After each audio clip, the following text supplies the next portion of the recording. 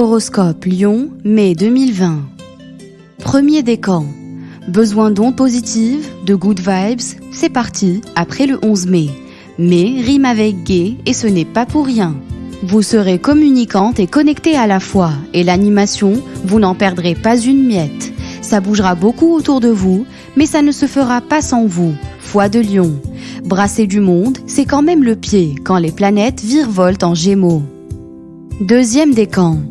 Quand les planètes en taureau tapent l'incruste dans votre ciel jusqu'au 12 mai, ça bloque, mais qu'est-ce que ça bloque? Résultat, on se crispe au lieu de s'adapter. La paperasse, l'administratif, ce sera aussi particulièrement rébarbatif.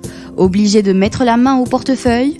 Ou ça ne vous plaira pas du tout et votre facette radine ou ultra-matérialiste momentanée n'aura pas que des fans. Avant d'accuser un sévère déficit de popularité, ravalez-la. Entre le 17 et le 23, ça se détend. L'effort d'adaptation arrivera seulement à ce moment-là. Dialogue est égal à solution et coopérer est égal à bonne idée. Prenez ça comme des mantras et répétez. Troisième décan. Oups, plus question de suivre le mouvement d'ici le 16 mai. Vous voilà plutôt en mode adjudant-chef, super autoritaire et ou révolutionnaire borné. On signale de grosses tendances à faire de l'obstruction. Dans quel but? À vous de voir. Mais vos mises au point un peu trop radicales ne passeront pas inaperçues et vous userez largement de votre droit de veto. Quant aux questions budgétaires, elles pourraient prêter largement à polémique. Retour du réseau prévu après le 22. Ouf, ça se décantera. Vous acceptez le dialogue? Mieux que ça. Vous doserez habilement votre implication et ferez même de la pédagogie à haute dose pour revenir en odeur de sainteté. Vous saurez très bien le faire et Mercure en Gémeaux s'imposera alors en sauveur de votre popularité. En amour, premier décan. Quand le soleil est en Gémeaux, tout est généralement plus festif, plus rigolo. Le couple sort de sa coquille et voudra sans doute vadrouiller à droite, à gauche, en favorisant le cercle amical au passage. Vous n'en perdrez pas en complicité.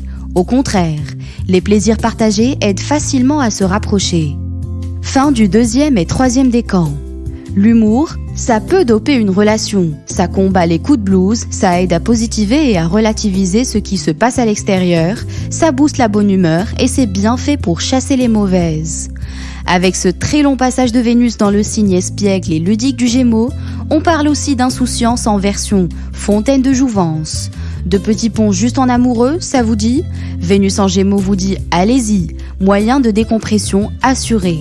Le petit conseil du mois, le sage change d'avis et le sot s'entête. Et vos jours préférés sont le 4, le 5, le 9, le 18, le 19, du 23 au 26, le 30 et le 31.